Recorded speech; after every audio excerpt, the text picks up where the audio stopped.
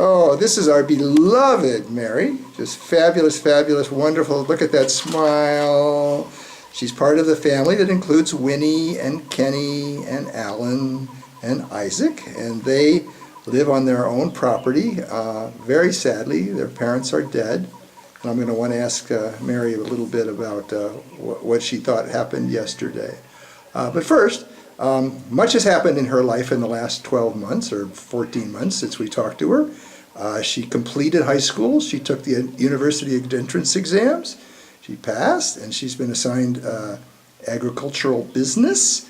And I think you're at UCU in Mukono. Is that right? Okay. So enough of me talking. I want to ask you. So introduce yourself and tell us your view of what has happened in the last year. And remember to speak up. Yes. My name is Nakajiri Mary. A little louder, just a little louder. My name is Nakajiri Mary. We are many in our family, and in our mom's womb we are 6. Now remember to look at me. Okay. Yeah, it includes Isaac, Kenneth, Winnie, me, myself, Mary, Alan, and Florence, she's not in a group. And then Edwin, as well, he's not in a group. Yeah, I'm at the university now. I'm doing agriculture science. I had a lot of good time last year. I was in my vac, and I was somewhere. God connected me to some people where I was in my vac, but I had fun. They taught me how to pray, how to love God, how to behave in a society. And I really thank God for that. And at the university, I'm doing agriculture science. It's a science course. It's not more of being in the garden, but then it also includes like teaching people in the society how to deal with agriculture. In agriculture science, we study more about crops, plants, animals specifically. We deal with how crops can grow well, and which soils can allow them to grow very fast. And with animals, we study more of animal diseases, how you can improve on your breed, like on your kind of animals, and how you can go out with animal diseases. Crops, we deal with soils. How about fertilizers? About? Fertilizers? Yes, in agriculture science, we don't allow fertilizers at all. But what we do and what we encourage people to do, we encourage them to use organic farming. Organic farming, it includes mulching, like covering the soil using green soil, like green grass. You first leave it for some time to dry, and then you cover it with the soils to add manure from the animals, to leave the land to rest, because when you leave the land to rest, probably it will gain more fertility. And then we encourage people still to use crop rotation. This is where you grow different crops on the same piece of land. So whereby when you plant beans and you plant maize, then you plant peas on the same garden. So next time when you're planting, we don't expect you to plant the same thing. So this will improve on the fertility of the land, reason being that it's not like they are different crops, and so they can. So when you look at the beans, they add more nitrogen in the soil. So when you plant the other season, when you plant maize, of course it will grow well, since the other time it was beans. So for us in our course and in agriculture, we don't expect people to use fertilizers, because fertilizers, they just reduce on the fertility of the land.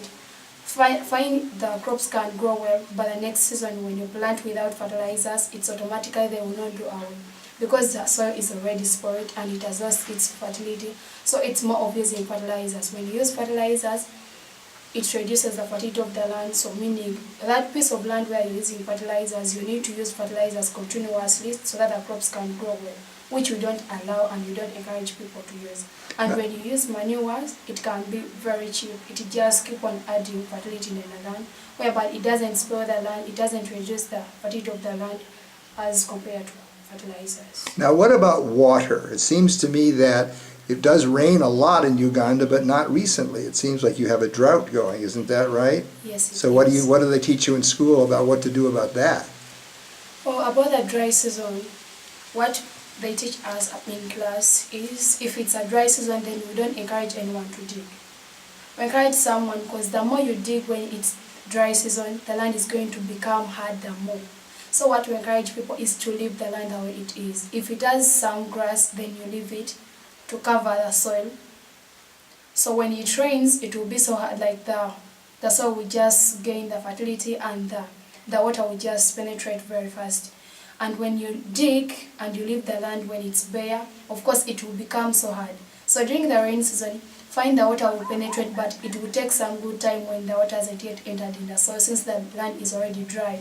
So at first the water will just go off, like being washed away. But when you leave the land with grass, it will be so easy. Down it will be hard, but it will not be so hard the way if you mulch it and if you dig it. So when it's a hot season, we expect people not to dig, to leave their land with grass. And during the rain season, it can be very fast for them. Now remind me, you only started in college in September, right? Yes. And okay, I'm impressed. I'm impressed at what you've learned so far in college. That is really, really cool. I like that. Now, you don't just go to college, you have fun. And I think you are a dancer, all right? Yes. Tell us a little bit, how did you learn how to dance? Oh yes, I like dancing. I learned how to dance. It was in my primary. Because I remember I grew up, I was kind of sickly. I could not manage sports like this, training for netball, volleyball. So, but I like dancing. I was trained from my childhood, from my primary. At first, I used to be inspired by people who used to dance. I feel like, yes, I like that. But in my primary, we had a trainer. He was called JJ. He used to call himself JJ. So he trained us from our primary, and thank God when I went to high school, still we had competition inter-houses. So that really developed my talent, and it was worse compared to primary. So there we had a lot of competition, and we were in high school, so you can't compare high school with primary. So still we had a trainer who trained us, and that's when I got to know how to dance and to love the talent of dancing, and I really like it. Great. Now, we had an event yesterday with Olive Branch Ministries. We had, in the last 12 months, 2 tragic deaths of children. And the people who came from America, we had 2 deaths there to mourn, Mama Julie and then Loretta, friend of Sharon's. But in doing so, what I said was, we thanked Dina and Rachel for letting us into their struggle to understand God's plan when things like this happen. And I think that touched you very much because you have had tragedy in your own family. Both of your parents have died. Yes. So how was that for you yesterday? Well, yesterday it was such a wonderful moment, but not so good. Because it really reminded me the time I lost my parents.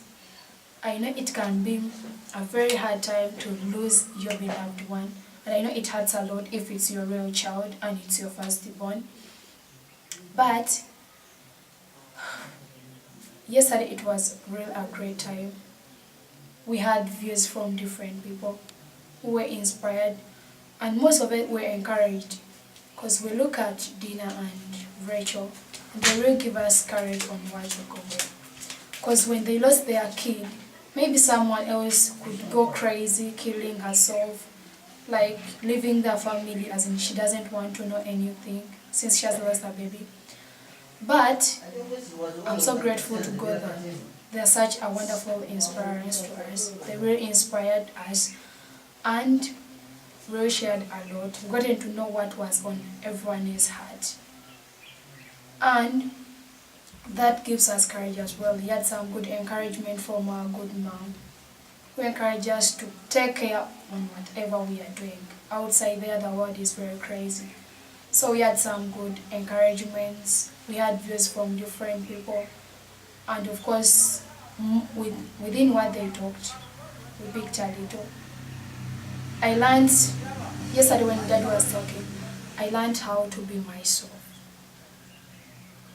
Because when I look at Dina at first, she got a baby, then she lost her baby. But of course, she didn't run away. She came back at home. She knew that she had no option. It had happened, so she had to come back. She apologized. And that really gives me courage to remember my family in all times. Correct. So that every time when we do bad things, we just need to leave since we are feeling embarrassed, like in the society. But she will give us courage that she came back, she apologized. And of course, it teaches us that every time when you do some bad thing, some crazy thing, remember to to say sorry to God, to apologize to our parents, and to come back home. Because even if we go somewhere, east to west, home is the best. Oh, that was said so beautifully. Thank you. And I know it was a moving moment for you and all of your family who lost your parents. Yes, it So was. thank you. This has been a fantastic interview. Do you have anything final to say to people in America, people and sponsors the people of Olive Branch Ministries? Yes. Yeah. On behalf of Olive Branch Ministries at Pastor Sijanzi's place, I'd like to really thank you so much for your sacrifice. You're sacrificing a lot for us. It's not that because you have a lot, but just because of God's mercy and His love. That's why you're doing that for us. And we are so grateful, we are so proud of you. We are what we are because of you. Because when you look at my family, no one could raise us where we are. Because I'm paying a lot of tuition, and it's because of God's mercy that I'm still at school. I do not have parents, I don't have stepdads who can raise that money. But I'm really so grateful for God. Because of you, we are what we are. We are at the university. Some have graduated, and we are yet to graduate. I'm really so grateful. It's only my prayer that may the good God reward you abundantly. May He take care of you. May He watch over you all the times of your lives. We are really so grateful. And I wish you a very prosperous, a joyful, a successful, and an extraordinary, powerful year of 2017. Yes. Happy New Year 2017. Okay, so you want to say bye-bye? Yes, Wait. bye-bye.